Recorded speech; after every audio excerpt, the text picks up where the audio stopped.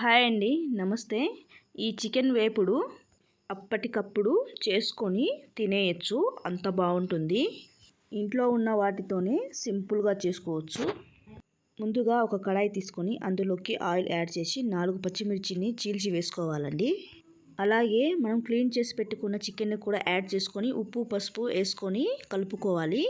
అలాగే చికెన్లో వచ్చిన వాటర్ అంతా ఇంకిపోయేంత వరకు ఫ్రై చేసుకోవాలి. ఫ్రై అయిన తర్వాత అలాగే 2 మీడియం సైజు ఆనియన్ని ముక్కలుగా కట్ చేసుకొని ఇందులోకి యాడ్ చేసుకొని ఫ్రై చేసుకోవాలి.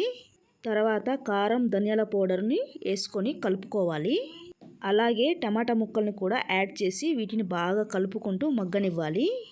ఈ విధంగా నూనె సపరేట్ అయిన తర్వాత ఇందులోకి కొంచెం అల్లం వెల్లుల్లి పేస్టు కొబ్బరి పొడిని యాడ్ చేసుకొని మంచిగా కలుపుకోవాలి. చివరిగా చికెన్ మసాలాని యాడ్ చేసుకొని కలుపుకోవాలి. అంతేనండి, చికెన్ వేపుడు రెడీ అయిపోయింది. చాలా బాగుంటుంది. ట్రై